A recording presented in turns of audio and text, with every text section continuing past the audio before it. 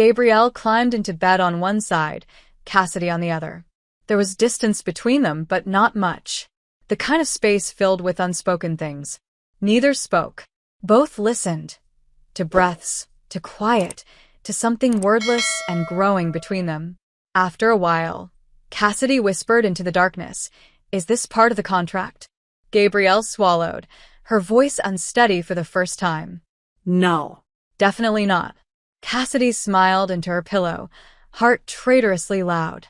Maybe love didn't always announce itself with fireworks or grand gestures. Sometimes it arrived quietly at 2:14 a.m. with warm hands, shared silence, and a simple, fragile request. Stay. Cassidy Harper had learned many things about Gabrielle 40 since moving into the penthouse, like how she drank her coffee black but secretly liked it with too much vanilla foam, or how she read 3 newspapers every morning but always skipped the front page like she was avoiding something, or how she had a way of appearing calm and elegant even when she was silently unraveling from the inside. But what she learned on the 6th week of their marriage was different. It wasn't about preferences or routines or business habits. It was about who Gabrielle really was when the world wasn't looking. It started on a Wednesday at exactly 6:42 in the morning, when Cassidy wandered into the kitchen wearing pajama shorts and one slipper because she'd lost the other one to what she believed was a vengeful Roomba. She was expecting silence, emptiness, possibly yogurt, and peace. Instead, she found Gabrielle standing barefoot in the kitchen, hair messy, wearing Cassidy's oversized Harvard hoodie like it belonged to her now. She was holding a mug of coffee and staring at the window, far too focused for it to be about sunrise. Cassidy blinked. "Good morning." Gabrielle didn't move at first. Then, slowly, she looked over her shoulder and gave Cassidy a small smile, the soft morning kind that didn't belong to the CEO everyone feared, but to someone infinitely gentler. "Good morning." Cassidy stared. "You stole my hoodie." Gabrielle looked down at it, expression unreadable. "Borrowed." Cassidy grinned. "That is emotional theft." Gabrielle didn't argue. Instead, she poured Cassidy coffee, added too much vanilla foam, like she remembered, and handed it to her without a word. That alone felt intimate. But what came next was intimacy of a kind Cassidy wasn't prepared for. That morning, Gabrielle didn't head to meetings or phone calls or world domination. Instead, she said, casually almost, "Take the morning off. We're going out." Cassidy blinked. "Going out where?" Gabrielle simply said, "Somewhere with quiet," which Cassidy later learned was CEO code for the Old 40 Countryside Estate, a property miles from the Strip, surrounded by dry hills and wildflowers, with a private lake and a house that smelled faintly like lavender and memories. Gabrielle barely spoke in the car. She didn't put on music. She didn't check her phone. She just drove. And Cassidy watched her, noticing for the first time that Gabrielle looked younger, without her armor. Not weaker, just more real. When they arrived, Gabrielle walked ahead, leading her to a small greenhouse behind the house, full of plants Cassidy didn't recognize. Lavender, rosemary, lemon mint. Not casino flowers. Wild, unruly, free. Cassidy walked slowly between rows of green and purple, breathing in air that didn't taste like neon lights and perfume. Gabrielle finally spoke, voice soft. "My mother built this when I was a kid. Said it was her place to breathe." Cassidy looked at her. "And yours?" Gabrielle hesitated. "I didn't know I needed to breathe back then. But now." Cassidy waited. But Gabrielle only looked out the glass window and whispered, "Now I do." Cassidy didn't speak. She didn't joke, didn't tease, didn't fill the silence with noise. Because some silences weren't empty. They were full. They walked for a while, quietly, until they reached the lake. It glittered in the sun, rippling in lazy circles, reflecting sky and possibility. Gabrielle sat on the old wooden dock, hugging her knees like a girl who had forgotten how to be anything other than perfect, and Cassidy sat beside her. No script. No contract. Just breathing. After a long time, Cassidy gently asked, "Who hurt you?" Gabrielle didn't answer. Instead, she said, "People don't really hurt me. They just leave." Cassidy's heart tugged. Gabrielle continued, softer now. My father loved his empire, his legacy. My mother loved her gardens. I tried to love both, and neither loved me back. Then she looked at Cassidy, and this time, Cassidy really understood. This woman, powerful and untouchable, had spent her life being admired, respected, feared, but not chosen. Not really. Not deeply. Not fully. And Cassidy, impulsive, sarcastic, chaotic Cassidy, felt something break open inside her. So she did something she hadn't planned. She didn't speak. She didn't offer comfort or apology. She simply, silently, gently placed her head on Gabrielle's shoulder. Not dramatic. Not romantic. Just human. Gabrielle didn't move. Didn't breathe for a moment. Then, slowly, she exhaled, leaning her head softly against Cassidy's. No words. No definitions. No labels. Just two people sharing weight, so neither had to hold it alone. They stayed like that for a long time, watching wind move through the water, feeling something grow quiet and warm and real between them, something that wasn't performance or obligation or strategy. Something that felt like the start of love, even if neither dared to call it that. Later, as the sun dipped behind the hills, painting the sky in melted gold, Cassidy whispered, "Are you afraid?" Gabrielle nodded. Yes. Cassidy swallowed. Of what? Gabrielle's voice was bare, stripped of every defense. Of wanting something that isn't safe. Cassidy looked up, meeting her eyes, and for the first time, she didn't hide. Her voice was steady, honest, dangerously true. Maybe the things that matter aren't supposed to be safe. They held each other's gaze then. Long, unspoken, almost unbearable. They didn't kiss. They didn't move. But the space between them did. It shifted. It changed. And they both knew, without saying it, that nothing about this was safe anymore. But nothing had ever felt more right.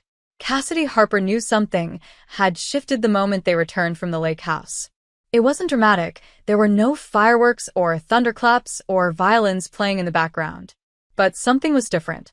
Softer. Warmer. More dangerous. Gabrielle didn't walk ahead anymore. She walked next to her. She didn't just look at Cassidy when necessary. She looked at her when she thought Cassidy wasn't paying attention. And when Gabrielle smiled now, not the polite kind, not the CEO kind, but the kind that reached her eyes, it felt like Cassidy had accidentally discovered sunlight. Real sunlight. The kind that made everything bloom.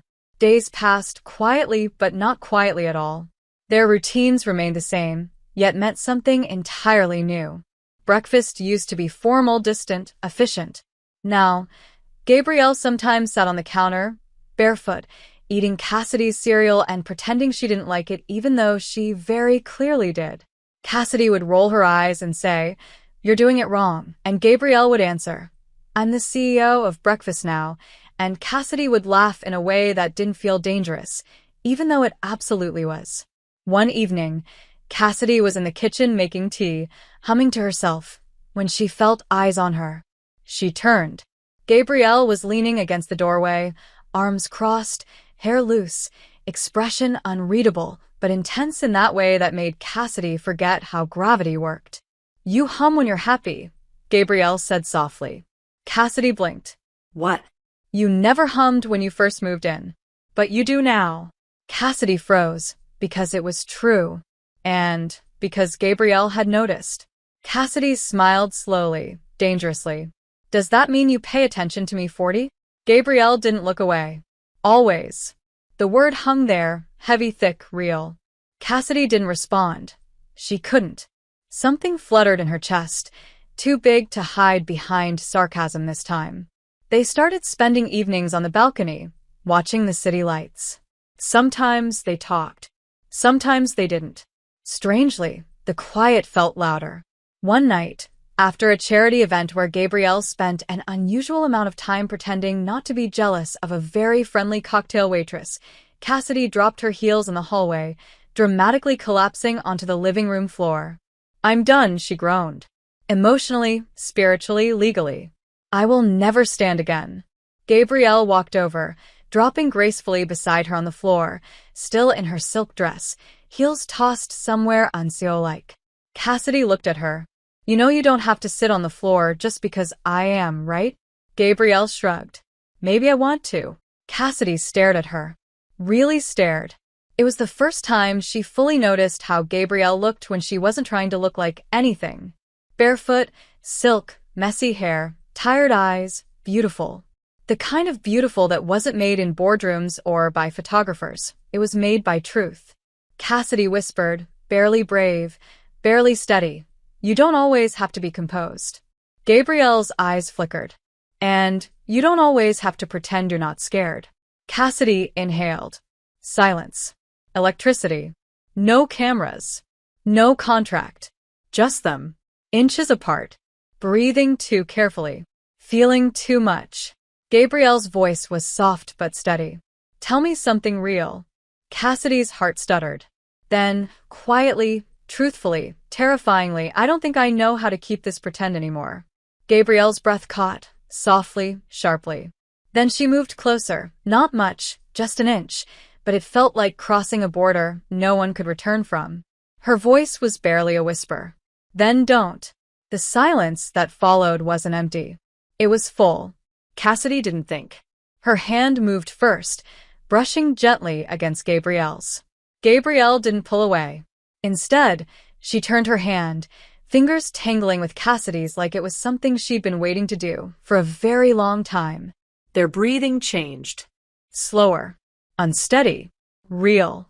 Cassidy's head turned, heart thundering. Gabrielle looked at her like someone looking at something impossibly precious and impossibly close. No fear. No mask. No walls. Just raw, undeniable, overwhelming feeling. Cassidy whispered, barely a breath. Is this okay? Gabrielle didn't speak. She just lifted her hand, gently cupping Cassidy's cheek, her thumb brushing softly across her skin. It was answer enough. Cassidy didn't rush. She moved slowly, carefully, like this moment was fragile and sacred and entirely too big to take lightly.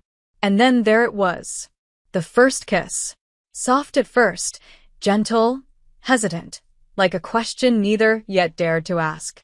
Then deeper, stronger, warmer when Gabrielle's hand slipped to the back of Cassidy's neck, and Cassidy curled her fingers into Gabrielle's hair, pulling her closer, closer, closer until there was no space left for doubt. It wasn't dramatic. It wasn't perfect. It wasn't practiced. It was real, messy, emotional, shaking, honest. Cassidy smiled mid-kiss, because of course Gabrielle tasted like vanilla and danger. Gabrielle smiled too, because Cassidy tasted like laughter and something unbelievably safe. And when they finally pulled away, breathless, flushed, forever changed, Cassidy couldn't help it. She laughed softly against Gabrielle's shoulder. So, does the contract cover this? Gabrielle let out a shaky laugh. No. This is very off-contract. They smiled then. Real smiles. The kind you didn't fake. The kind that felt like sunrise. Like finally. Like maybe. And then, just before they stood, hand still holding hand, breath still uneven, Gabrielle whispered, sounding almost like hope, we should make a new contract. Cassidy blinked. For what? Gabrielle looked her straight in the eyes. For real. The morning after the kiss felt nothing like Cassidy expected. She had thought it would be awkward, confusing, maybe overly formal or distant. She half expected Gabrielle to slip back into CEO mode, pretending it didn't happen, pretending it didn't mean anything. But instead, Cassidy woke up to the smell of cinnamon and coffee and the sight of Gabrielle 40 standing in the kitchen barefoot, hair messy, wearing Cassidy's hoodie again, this time knowingly, and cooking pancakes. Love what you've seen so far and want to help me keep creating these awesome stories on this channel? Then subscribe and hit the bell. Your subscription supports the channel and makes sure you get more exciting stories. Pancakes. The billionaire CEO of half of Las Vegas was flipping pancakes in a hoodie that said Harvard, but definitely had never attended Harvard, and humming. Actually humming. A tune Cassidy swore was from a Disney movie. Cassidy leaned against the doorway, arms crossed, smiling like she had discovered fire. You cook now? Gabrielle didn't flinch. I do many things, she said calmly, even as she almost burned a pancake. Cassidy grinned. You're humming. Gabrielle froze. No, I'm not. Cassidy raised a brow. You are humming. Disney. Specifically, Tangled. Gabrielle tried to look offended. I do not hum Tangled. Cassidy smirked. You absolutely hum Tangled. Gabrielle huffed, actually huffed, and flipped a pancake aggressively. This is a legally dangerous conversation. Shut up and sit down. And Cassidy did. Not because she was told, but because the moment felt real. Natural. Soft in a way she didn't know softness could exist inside gold and marble walls. Breakfast felt like something that had existed for years. Conversation effortless. Tension gone, not gone, no, but replaced by something warmer, lighter, easier. For once, intimacy didn't feel like fire. It felt like sunlight. But that didn't mean everything was suddenly simple. Because now their touches lingered longer than they should. Their eyes held too much meaning. The contract they had been hiding behind had quietly dissolved, and now there was no script to follow. Just them. Their terrifying, beautiful, confusing real feelings. Around noon, Gabrielle appeared at Cassidy's door, not in business attire but jeans, actual jeans, and a soft cream sweater that made her look younger, softer. There's somewhere I want to take you. Cassidy blinked. Somewhere like a boardroom. Somewhere like Paris. Somewhere like a 5-star restaurant you own but pretend to not own? Gabrielle didn't smile. Somewhere important. You'll need a coat. The drive wasn't long. But Cassidy could tell, by the way Gabrielle gripped the steering wheel too tightly, that this drive wasn't business. It was personal. They arrived at a quiet residential home on the outskirts of the city. Not a mansion. Not a penthouse. Just a house. Cozy. Simple. Ordinary. Cassidy looked at her. Where are we? Gabrielle inhaled slowly. You're going to meet someone. Someone I haven't introduced anyone to in a very long time. Cassidy waited. Gabrielle didn't move, eyes fixed on the house. My godmother, she said quietly. She's the only person I ever truly trusted before you. Cassidy's breath caught. Before you. Those words were loud, even whispered. They went inside. The house smelled like tea and books and cinnamon. A soft voice from the living room called, Gabrielle? And she stepped out, an older woman, elegant but warm, silver hair tied back, eyes observant and kind. She smiled, not the polite kind, but the kind filled with history and fondness. Gabrielle. And for a moment, Cassidy saw something in Gabrielle she had never seen before, softness without fear, affection without restraint. The woman's gaze shifted to Cassidy. And this must be the wife. Cassidy's heart kicked against her ribs. Gabrielle swallowed, nervous for once. Yes. My wife. Not contract wife. Not temporary wife. Not pretend wife. Wife. Cassidy looked at Gabrielle. Gabrielle looked back. And it wasn't performance. It was choice.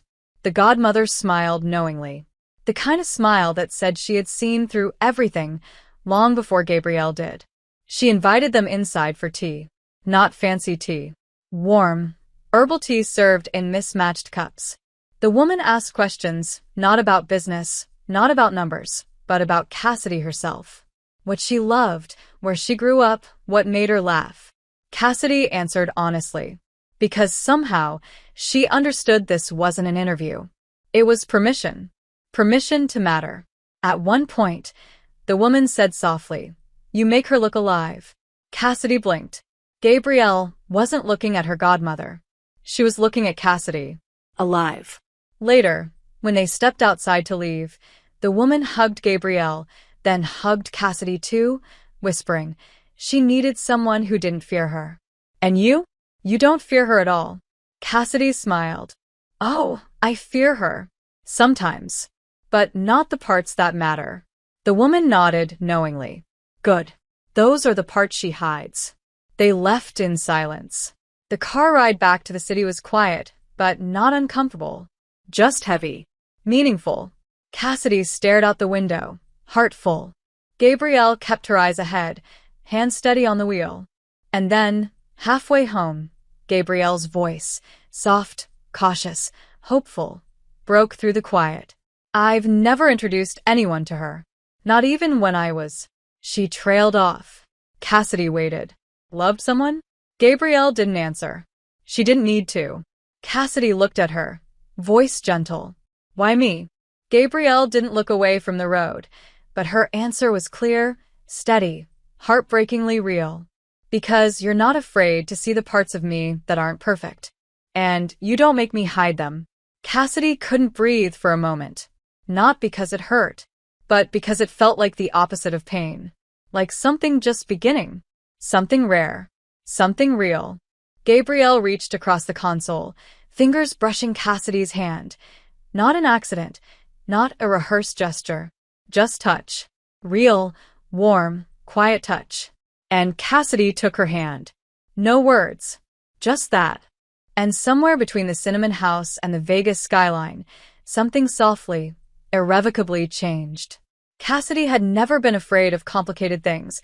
She dealt cards at rigged blackjack tables, bargained with landlords, shared one bathroom with 3 roommates and 2 hair straighteners, but she had never, not once in her life, been truly terrified until she realized she was in love with Gabrielle 40. It didn't happen like movies, no swelling music, no dramatic epiphany. It happened quietly like most dangerous things. She simply woke up one morning, and every thought was her. The way Gabrielle tied her hair when she was thinking. The way she walked barefoot when she was anxious. The way she said Cassidy's name like she was tasting it. That morning, Cassidy realized love wasn't fireworks, it was gravity. Unavoidable. Unarguable. Unmerciful. And with that realization came something new. Fear. Because love meant risk. And this, whatever this was, they had never defined it, had become too real, too fast, too fragile. Cassidy could feel the weight of it everywhere now. In the kitchen, where Gabrielle would sometimes pause before handing her coffee, like she wanted to say something, but didn't know how. On the elevator rides, where their hands would brush accidentally, except it wasn't really an accident. On the balcony, where silence felt louder than words. Everything felt like holding a match too close to silk. So when the storm finally came, Cassidy wasn't surprised. It didn't arrive with shouting or dramatic accusations. It arrived the way real storms do, quietly first, then violently. It began at a public event, of course. Everything dangerous between them always began at events. The 40 Foundation charity auction. Big. Elegant. Formal. Cameras everywhere. The kind of place where Gabrielle was expected to be perfect. But that night, she wasn't acting perfect. She was acting human. And that was dangerous. Cassidy wore a navy satin dress that made Gabrielle physically forget how to walk for a solid 3 seconds. Gabrielle spent most of the evening near Cassidy, not because she had to, but because she wanted to. Cassidy felt it. Everyone felt it. Especially her father. He approached them midway through the evening, shaking hands with donors before focusing on Gabrielle with a smile that didn't touch his eyes. You've grown distracted, he said, his gaze shifting to Cassidy. Even careless. Cassidy felt Gabrielle's posture sharpen like a blade. Father. The word was cold. Controlled. Dangerous. He leaned closer. You forget your role, dear. You're not here to feel. You're here to lead. Gabrielle's jaw tightened. Cassidy stepped closer, without meaning to. For a moment, his gaze flicked between them, and something in his expression changed. Something cold. Calculating. And then he said, almost casually, the board will review your position next quarter. We need stability. We need someone who doesn't compromise priorities for personal attachments. Personal attachments. The words landed like a warning shot. He walked away, leaving silence in his wake. Gabrielle stood still. Too still. Cassidy gently touched her arm. Gabrielle? Gabrielle pulled away. Too fast, too sharp. I need air. Cassidy followed her to an empty corridor overlooking the ballroom. From there, they could see everything, the champagne, the diamonds, the speeches, but none of it felt real anymore. Gabrielle didn't turn around when she spoke, voice low and tight. I can't lose everything because of this. Cassidy's heart clenched. Because of what? Gabrielle finally looked at her, and the fear in her eyes was worse than anger. Because of you. Not because she blamed Cassidy, but because losing her now would be worse than losing everything else. Cassidy stepped forward, heart pounding. Gabrielle, I'm not asking you to risk everything. But Gabrielle shook her head, quiet but breaking. I don't know how to do this. Cassidy swallowed. Do what?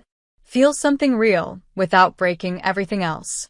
The silence was heavy now, full of hope and fear battling inside them. Cassidy touched her hand, voice soft, trembling. Maybe feeling something real is how you stop breaking. Gabrielle didn't move, just stared, breathing unevenly. You make it sound easy. Cassidy smiled sadly. It's not. It's terrifying. That's how you know it matters. Gabrielle closed her eyes, as if trying to believe that. Cassidy gently cupped her face, whispering, if we never admit it's real, we'll spend our whole lives pretending we don't feel anything. And that would be the real loss. Gabrielle opened her eyes, and for the first time, Cassidy saw it completely. Fear and longing, power and vulnerability all tangled into something painfully human. Then Gabrielle whispered, voice breaking, I don't want to be alone anymore. Cassidy didn't hesitate. She pulled her in, not for a kiss, not for comfort, but for something deeper. A promise. Her forehead resting against Gabrielle's, feeling her breath, her heartbeat, all shaky, human real. And Gabrielle didn't resist. She leaned in, letting the walls fall, not all at once, but enough. Enough to be felt. Enough to be true. Enough to matter. Cassidy whispered, you're not alone. Not anymore. And for a moment, just one, Gabrielle allowed herself to believe it. That night, Gabrielle didn't go back to her separate room. She didn't ask. She just walked to Cassidy's door and whispered quietly, can I stay? Cassidy didn't answer. She just opened the door wider. No kiss that night. No passion. No fire. Just warmth. Just closeness. Gabrielle fell asleep touching Cassidy's hand, barely. Like she was still afraid to hold on too tightly. But Cassidy held on for both of them. Cassidy never believed quiet could be so loud. But tonight, it was deafening. They were in the penthouse, the city lights flickering beyond the windows like restless stars, and the silence between them didn't feel empty anymore. It felt full. Full of all the things they hadn't said, full of everything that had changed, full of everything they knew now. Undeniably, impossibly, beautifully. Cassidy sat curled on the couch, legs pulled to her chest, wearing a soft ivory sweater that didn't belong to her, but felt like it did. Gabrielle walked in slowly, barefoot again, hair down in soft waves that made her look less like the woman from magazine covers and more like someone real. Someone reachable. Someone hers. She didn't sit at the other end this time. She sat close. Not touch close, not near enough to accidentally brush hands close. No. She sat close enough that Cassidy could feel her warmth. Close enough that breathing suddenly felt like a conscious effort. Gabrielle didn't speak. Neither did Cassidy. They didn't need to. The silence was speaking now. Cassidy turned her head, slowly, and found Gabrielle looking back at her. Really looking. Those steel-gray eyes, usually guarded, unreadable, controlled, were soft now. Bare. Human. And Cassidy felt something in her chest loosen, give in, fall. Gently. Quietly. Irreversibly. Gabrielle's voice, when it finally came, was low and unsteady. Today, I turned down an interview. Cassidy blinked. Why? Because they wanted me to talk about stability, and I knew I couldn't lie. Cassidy swallowed. What did you say? Gabrielle breathed in, slow, like she was afraid of her own answer. I said, I'm learning that stability isn't perfection. It's choosing something real and holding on to it, even when you're scared. Cassidy's heart stuttered. Her voice was barely a whisper. And what did they say? Gabrielle looked at her, something raw and real in her gaze. I didn't say it to them. I said it for me. Cassidy felt a rush of something warm, dangerous, beautiful, something she had been trying very hard not to name. But it was too late. It had already named itself. Love didn't announce itself. It settled quietly, softly, undeniably. And then, without thinking, without planning, without fear, Cassidy reached forward and gently took Gabrielle's hand. Not dramatically. Not like a movie scene. Just honestly, softly, completely. Gabrielle didn't pull away. Not this time. Instead, she turned her hand and laced their fingers together like something she had been waiting to do not just for days, but for years. Minutes passed. Or maybe hours. Or maybe time stopped caring. Cassidy whispered, "So what happens now?" Gabrielle looked at her hand in Cassidy's, like she was still shocked it fit so perfectly. "Now," she whispered, sounding almost like wonder, "I stop pretending I don't want this." Cassidy's breath trembled. "And what do you want?" Gabrielle looked up. And for the first time, she didn't avoid, deflect, or hide. You. The word hung there. Quiet. Devastating. Real. Cassidy felt her heartbeat too loud, too fast, too full, but she didn't look away. "Then take me," she whispered, not as surrender, not as permission, but as truth. Gabrielle moved closer, so slowly, like she was afraid she might break something sacred between them if she rushed. Her fingers gently brushed Cassidy's cheek, softer than air, slower than time, and Cassidy leaned into the touch without hesitation, without thought, without fear. And then, like a promise, like a confession, like everything they hadn't dared to say, Gabrielle kissed her. It wasn't like the first kiss. That kiss had been discovery. This kiss was certainty. It was slow, deep, warm, full of everything they now understood, everything they now felt, everything they now wanted. It was an answer. It was a beginning. Cassidy didn't rush it. Neither did Gabrielle. They kissed like people learning a language they didn't know they already spoke. And when they finally paused, foreheads resting together, their breathing unsteady but soft, they smiled at the same time. Quietly. Honestly. Brightly. Gabrielle whispered, almost like a secret, "I think we're past the contract now." Cassidy smiled, brushing her nose against hers. "Good. Because I was never very good at business agreements." Gabrielle actually laughed, a real, warm, heart-sounding laugh. And Cassidy kissed that laugh because she wanted to, because she could, because now, there was no pretending. Only choosing. Only holding on. Only real. Cassidy always thought that falling in love was the scariest thing she could experience, until she realized that being loved back, truly, fully, without conditions, was far more terrifying because it made her want to fight for something she could actually lose. She felt that fear and wonder now, every day, in the simplest ways. In the way Gabrielle looked for her in a room before looking at anyone else, in the way she stopped hiding her smiles, in the way she would unconsciously reach for Cassidy's hand even in quiet moments. Something had changed. Not loudly, not dramatically, but deeply. It wasn't performance now. It wasn't stability or strategy or contracts. It was choice. And choice, with Gabrielle 40, meant everything. That was why the moment was inevitable. The moment where their private love collided with public consequence. It happened at the 40 Group Investors Luncheon, the kind of event where everyone wore expensive smiles and said words that sounded like promises, but felt like threats. Gabrielle was calm, poised, elegant in a cream suit that made her look like she could buy the entire building without checking her wallet. Cassidy was supposed to stay in the background. Smile. Be polite. Not make noise. But the problem was, Gabrielle wasn't treating her like background. She had stayed close. Introduced her to people. Rested her hand gently, naturally, on the small of Cassidy's back. The investors noticed. The board noticed. And her father definitely noticed. By the time they reached the stage for the press Q&A, the whispers had turned sharper. Is the marriage real? Was it strategic? Is she a liability? Will the board force her out? Gabrielle stood at the podium like a storm disguised in silk. A reporter stood and asked, sharp and direct, Does the 40 Group believe that a CEO in a high-stakes position can maintain credibility while being involved in an impulsive Las Vegas marriage with a former casino worker? Gasps. Silence. People turned. Cameras flashed like lightning.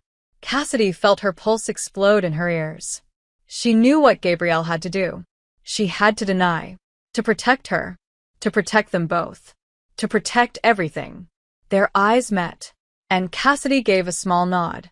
It's okay. I get it. Because she did. She understood. Gabrielle could not risk this. Not for her. Even if Cassidy had already risked everything for Gabrielle. Gabrielle turned back to the podium. A long, heavy moment. Her father sat across the table, arms crossed, wearing authority like armor. The board members leaned forward, hungry for control. And then Gabrielle spoke. Come. Clear. Certain. Yes. Silence. She continued. Yes, I am involved in a marriage that did not begin traditionally. Yes, I am in love with a woman who did not come from money, influence, or power. Yes, I chose her. And I choose her still. The silence shattered. Cameras went wild. People whispered, some laughing in disbelief, others staring in shock or admiration. Cassidy couldn't move. She didn't know whether to breathe, cry, run, or kiss her in front of everyone. Gabrielle wasn't done. You ask if I can be credible while loving her. She looked at Cassidy then, directly, unafraid. Ask how I could be credible without loving something real. The room erupted. Some clapped. Some didn't. But it didn't matter. Gabrielle stepped down from the podium and walked straight to Cassidy, in front of everyone, without hesitation, without permission, without apology. And she took Cassidy's hand. Not as performance, not as protection, but as truth. One of the investors stood up, furious. 40, are you risking your company for this girl? Gabrielle didn't even blink. No.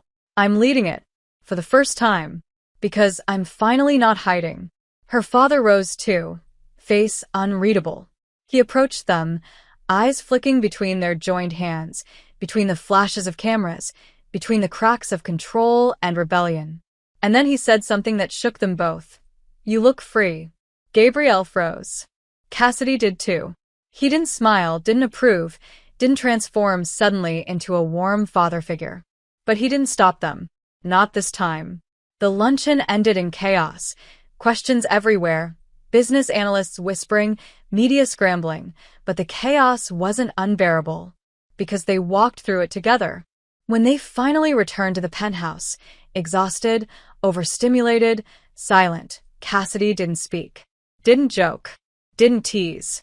She simply took Gabrielle's face in her hands and whispered, You didn't have to do that. Gabrielle placed her hands gently over Cassidy's, her voice quiet but fierce. Yes, I did. Cassidy swallowed. Why? Gabrielle looked at her. Really looked, gray eyes soft and certain and utterly, breathtakingly real. Because I am done loving you in secret. Cassidy froze. The words landed like something electric, warm, unstoppable. Slowly, Gabrielle leaned her forehead against Cassidy's and whispered, I'm done hiding. I'm done pretending this isn't the best thing that ever happened to me. Cassidy felt tears before she felt anything else. Then she felt Gabrielle's thumbs brushing them away, soft, careful, reverent. And then Gabrielle whispered something that sounded like a promise. Whatever happens next, we face it. Not because a contract says so, but because I choose you. Cassidy smiled. Not a dramatic smile. Not a cinematic one. Just real. Quiet. Whole. And when they kissed, softly, slowly, deeply, it wasn't about risk. Or fear. Or loss. It was about remaining. About choosing. About staying. For the first time, it wasn't a contract marriage. It wasn't a performance. It was simply this. Love. Real and terrifying and beautiful. And theirs. The world reacted exactly the way a hungry, glittering Las Vegas world would react when the untouchable Gabrielle 40 stood in front of cameras and admitted she was in love with her wife. Not for business, not for strategy, not for stability, but because it was real. It exploded.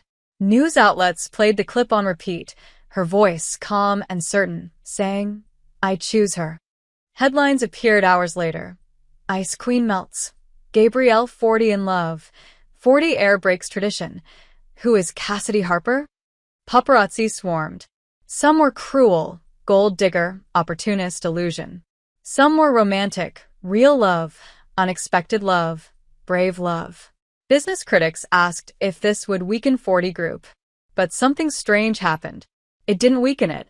It sparked interest, support, talks of modernization. Humanity. The board hated that word, humanity. Unstable, uncontrolled. But to the public, it felt refreshing. People weren't used to seeing tenderness from someone like Gabrielle. The mighty 40 empire suddenly looked alive. 3 days after the press conference, Gabrielle and Cassidy were in the penthouse, sitting on the floor by the fireplace, wrapped in a shared blanket because Cassidy claimed scientifically that blankets helped emotional regulation. Gabrielle, eyebrows skeptical, had responded, "That is not science." Cassidy had shrugged and wrapped her in it anyway. Gabrielle did not resist. The fallout was still chaotic. Calls, contracts paused, comments, interviews. But Gabrielle was calmer now. Because every time she looked to her left, Cassidy was there. They controlled nothing. But they handled everything. Together. That night, Gabrielle sat with her laptop, reading hundreds of emails she had ignored. Donation offers. Business proposals. Invites for talk shows. And the messages she lingered on, the ones from people saying, "Thank you for being honest. Thank you for not hiding love behind power." Cassidy didn't see these. Gabrielle didn't show her. Not yet. On the 4th day, Cassidy woke to find Gabrielle gone. Not gone like before, just sitting in the kitchen, wearing that same Harvard hoodie, staring at her phone. Cassidy rubbed her eyes. "Morning." Gabrielle smiled faintly. "Morning." Something was different. Not broken, but heavy. Cassidy sat beside her, waiting. Gabrielle set down the phone and spoke quietly. "I have a board hearing today." Cassidy nodded. "You knew this would happen." Gabrielle nodded too. Yes. "But today, they decide whether I continue as CEO." Cassidy felt something sharp in her chest, not because she feared Gabrielle would lose it, but because she felt how much Gabrielle loved it. Built it. Carried it. "Do you regret it?" Cassidy asked. Softly. Gabrielle didn't hesitate. No. "But I'm afraid." Cassidy reached across the table and took her hand. "Then let me be afraid with you." Gabrielle didn't let go. Cassidy didn't either. The board hearing lasted 3.5 hours. Cassidy waited in the hallway, holding her breath every time footsteps passed. At one point, Gabrielle's father walked by. He paused. Looked at Cassidy. Something unreadable in his expression. Then quietly, he said, "She fights better now." Cassidy blinked. And then he left. 14 minutes later, Gabrielle emerged. Not smiling. Not defeated. Just Gabrielle. Cassidy walked up to her, heart pounding furiously. "Well?" Gabrielle swallowed, eyes unreadable. "I still have my position." Cassidy exhaled, joy and relief rushing through her. But Gabrielle's gaze softened. They made conditions. The word felt cold. Cassidy braced herself. "They want me to return to the public image they prefer. Controlled, graceful, untouchable." Cassidy's heart ached, but not because of what Gabrielle would lose. Because of what she had just gained, but couldn't destroy again. Cassidy's voice broke softly. "And me?" Silence. Then, deliberately, Gabrielle reached for Cassidy's hand in the hallway, not hidden, not hesitant, just held it. Firm, visible, defiant. Looking at Cassidy, not at anyone else, she whispered, "They said I could keep everything, my position, my legacy, as long as I drop the one thing that isn't considered strategic." She paused. "They want me to choose." Cassidy didn't breathe. She didn't blink. She waited. Gabrielle looked straight at her. And Cassidy saw no fear. Only clarity. Only certainty. Only love. "I already did," she whispered. Cassidy felt something inside her shatter. Not painfully this time, but beautifully, like something breaking open to let light in. Some people stared. Some whispered. Some filmed. Gabrielle didn't care. She stepped closer and kissed her, softly, gently, fully, in the middle of the hallway where power was negotiated, reputation was guarded, and performance was expected. Except this kiss wasn't performance. It was declaration. When they returned home, Cassidy sat on the edge of the bed, silent, emotional, overwhelmed. Gabrielle sat beside her. No words, just breath. Then Gabrielle said something she rarely said. Not because she didn't feel it, but because she didn't know how to say it. Thank you. Cassidy turned. For what? For not being something safe. Cassidy stared at her. Neither spoke. Then Gabrielle said softly, "You terrify me." Cassidy smiled gently. "Good. That means you're alive." And Gabrielle, uncharacteristically, unguarded, did something stunning. She laughed. Soft, real, free. And Cassidy kissed that laughter like it was sunlight. For the first time, love didn't feel like risk or sacrifice or strategy. It just felt like love. Cassidy had never imagined that love could exist like this. Not loud, not chaotic, not like fireworks or dizzying neon glimmers on casino nights, but slow, deep, like dawn gently pushing away a long night. For the first time, their mornings had a rhythm. Not scheduled meetings, not contract rehearsals, not strategy briefings, just mornings. Real mornings. Cassidy brushing her teeth while Gabrielle stood behind her sipping coffee, sometimes humming without realizing it. Gabrielle sitting cross-legged on the kitchen floor reading emails while Cassidy tried, and failed, to make decent pancakes, which resulted in Gabrielle silently taking over, which resulted in Cassidy stealing strawberries from the bowl just to watch her pretend not to smile. And yet, even in peace, there was something new. Not fear, not doubt, but a quiet awareness settling between them. The awareness that this, whatever this was no longer temporary, no longer unspoken, no longer unnameable.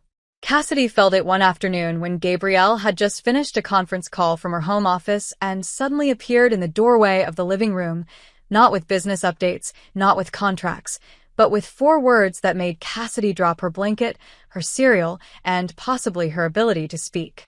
"Pack a weekend bag." Cassidy blinked. Why? Gabrielle simply answered, "Because I want you to myself." Cassidy did not ask questions.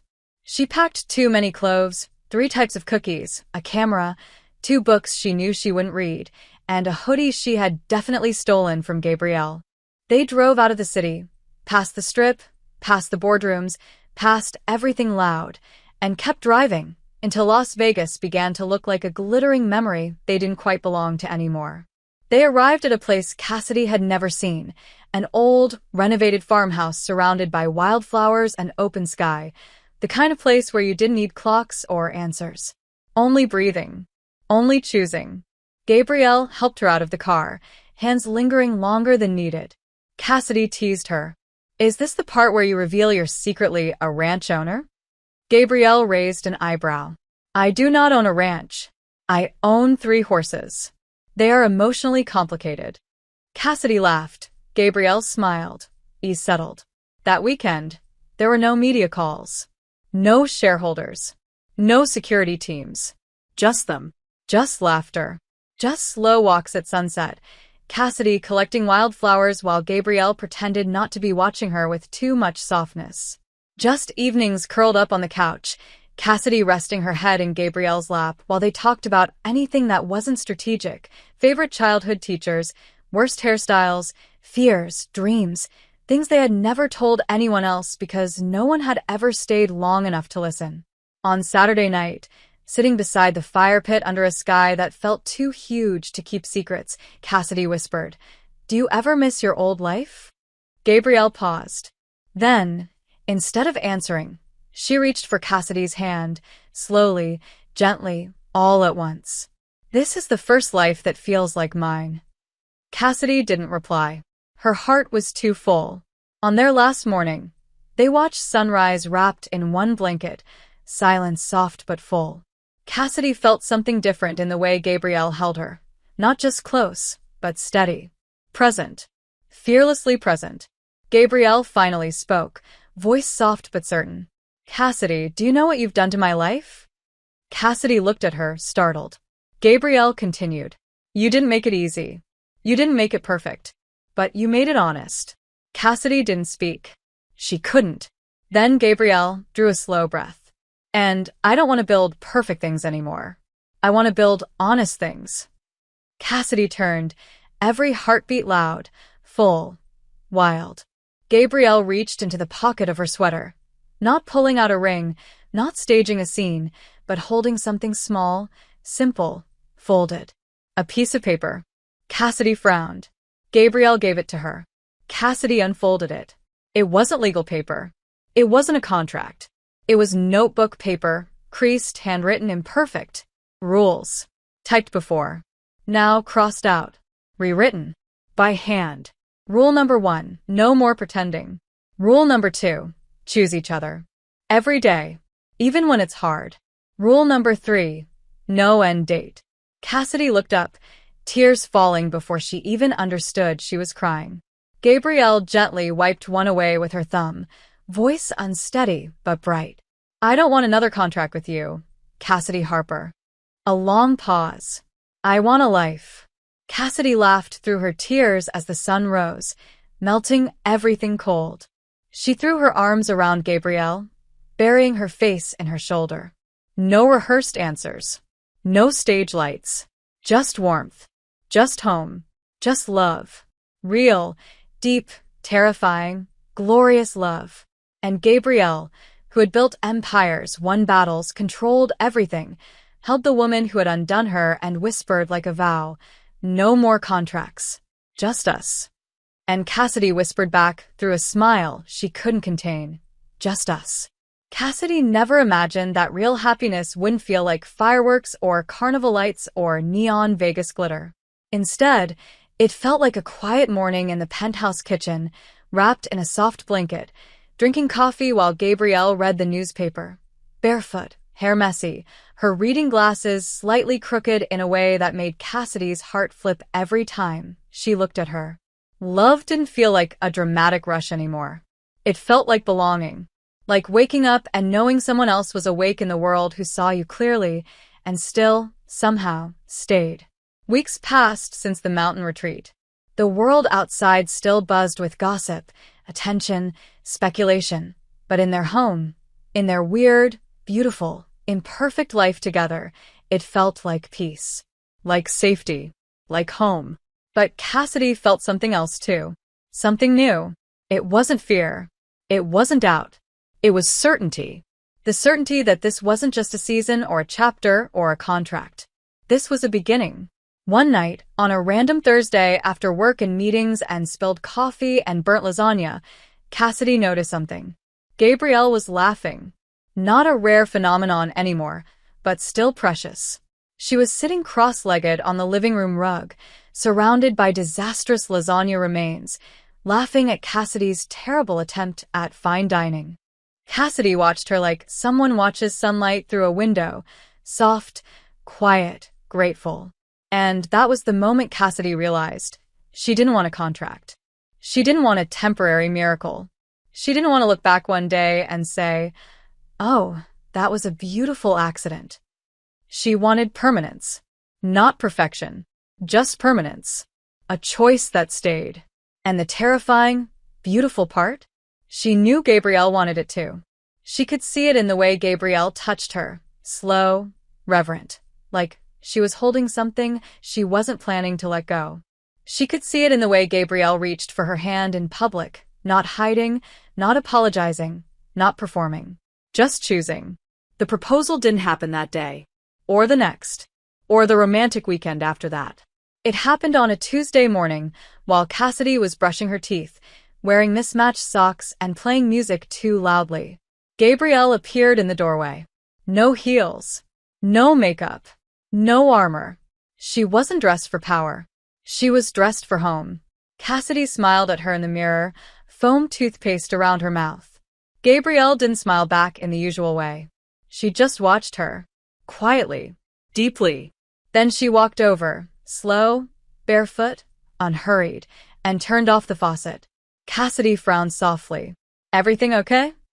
Gabrielle nodded, but she had that look. The look she had when she chose honesty even if it made her feel vulnerable. The look she had when she said, "I don't want to love you," in secret.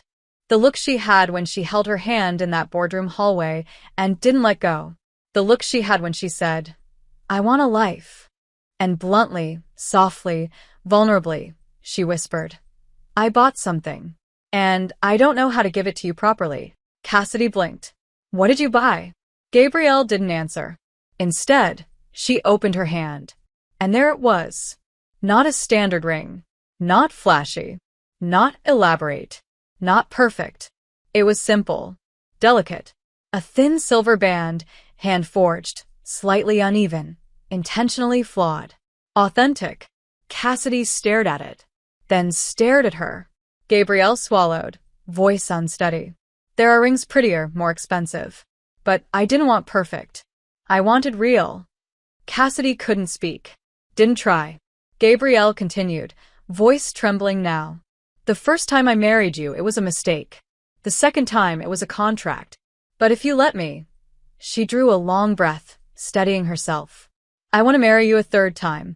Not by accident. Not for strategy. Not because we're supposed to." She lifted her gaze, and Cassidy saw everything there. Fear and hope and love and unshakable certainty.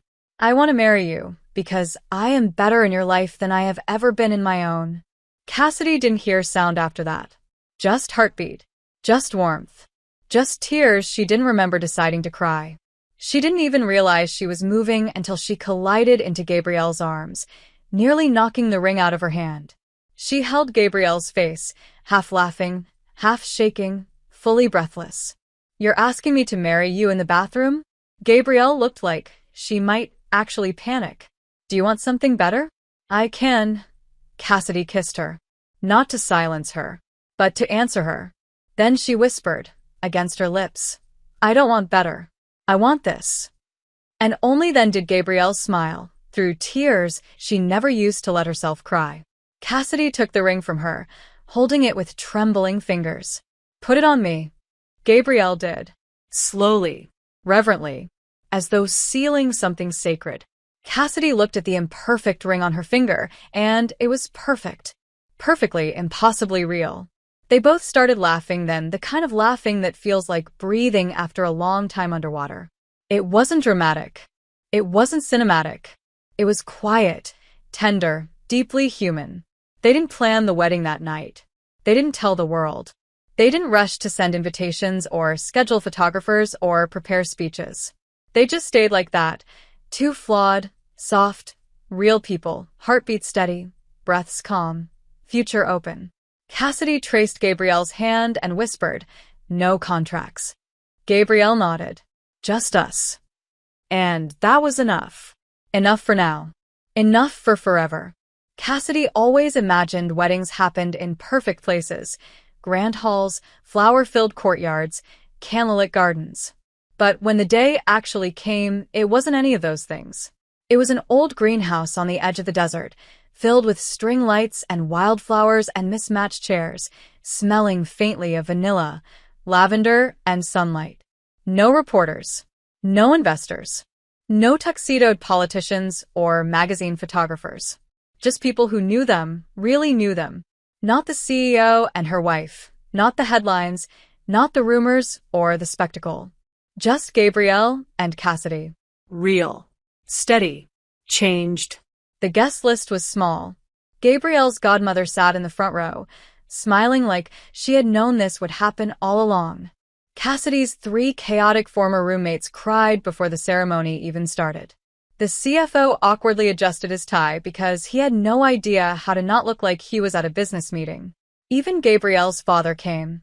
Not in disapproval, not in full approval, but in something else. Something human. Something between letting go and letting be. There was no violin quartet. Just a single acoustic guitar played by one of the casino bartenders who owed Cassidy a favor. The music was imperfect, which meant it was absolutely right.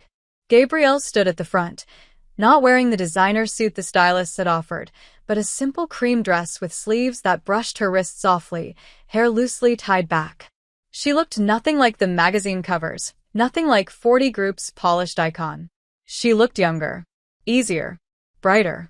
And Cassidy, walking toward her in a soft champagne dress, barefoot because she refused to get married in shoes expensive enough to have their own mortgage, looked at her and thought, this is what choosing someone looks like. Imperfect, beautiful, completely real. When Cassidy reached her, Gabrielle didn't take her hand immediately. She looked at her first, like she wanted to memorize this exact moment, this exact version of her, laughing, glowing, fearless. And then she reached forward and gently took Cassidy's hands, fingers weaving together like they always belonged there. The officiant began to speak, but honestly, no one was listening. Gabrielle and Cassidy were too busy smiling like two people who had waited a long time to arrive home. And then it was time for vows. Gabrielle, nervous for the first time in weeks, opened a folded paper and then closed it again. She didn't need it. Her voice was soft, wondering, full. The first time I married you, she said, it felt like an accident. The second time, it was a plan. But this time, I choose you. Cassidy squeezed her hands, smiling with watery eyes. Gabrielle continued, you terrify me, because you make me want things I can't control. You make me laugh at the wrong moments. You remind me what real mornings feel like. You make me forget to be perfect. Thank you for ruining my plans. Guests laughed softly, warmly. Gabrielle blinked back tears. I used to think stability meant never shaking, never slipping, always being in control. But then I met you, and you broke every part of that. And now, I understand something simple. Stability is not perfection. Stability is someone who stays. Cassidy couldn't help it. She laughed, through tears, and everybody laughed with her, including the officiant, who quietly wiped her eyes too. Then it was Cassidy's turn. Of course, she didn't have paper. She held Gabrielle's hands tighter. I matched with you for free food, she started, and the entire greenhouse erupted in laughter. Gabrielle was laughing. Cassidy's roommates were laughing. Even Gabrielle's father, shockingly, was laughing. Yeah, Cassidy grinned. I matched with you for dinner. But instead, I got coffee in your kitchen. And arguments in hallways. And stolen sweaters. And stupid gummy bear casinos. And quiet mornings that felt like peace. And a kind of love I didn't know how to ask for. She breathed in, emotional, bright. I don't promise perfect. I don't promise calm. But I promise to stay. To choose. Every day. Even when we burn the lasagna. Especially when we burn the lasagna. Gabrielle was laughing and crying at the same time now. Everyone was. Cassidy whispered, because there are no more contracts. Just us. There was silence. Beautiful, golden silence. Then the officiant, smiling through tears, said, you may kiss your... But before she even finished the sentence, Gabrielle had already pulled Cassidy closer and kissed her, softly, intensely, everything all at once. And this kiss wasn't surprising. Not discovered. Not hesitant. This kiss was arrival. This kiss was home. The guests cheered. Someone yelled, finally. Someone else shouted, about time you made it official. Cassidy pulled back, breathless, smiling so hard her cheeks hurt, and Gabrielle, unable to contain her laughter, whispered, my wife stole my hoodie, ruined my contracts, and accidentally saved my life. Cassidy grinned. So, best free dinner ever? Best choice I ever made, Gabrielle answered. The rest of the evening was golden. No big speeches. No press. No perfection. Just dancing barefoot in the greenhouse, candles flickering, people laughing, the smell of flowers and cinnamon and summer heat. Cassidy danced terribly. Gabrielle danced like someone who had never been allowed to dance before. And when the night grew quiet, Gabrielle pulled Cassidy close and whispered against her hair, I would marry you anywhere. Anytime. In bathroom mirrors. In quiet kitchens. In front of flowers. Or just in silence. Cassidy held her, smiling. Good. Because I would say yes every time. And that's how their love ended one story and began another. Not in glitter, not in danger, not in performance, but in choice. Real, unafraid, imperfect, Daily. the kind of love that stays. Thank you so much for being here and for believing in this channel. If you feel in your heart, you can donate with super thanks so I can focus more and more on this project. Your support helps me keep creating these love stories and bringing them to life for you. See you in the next video.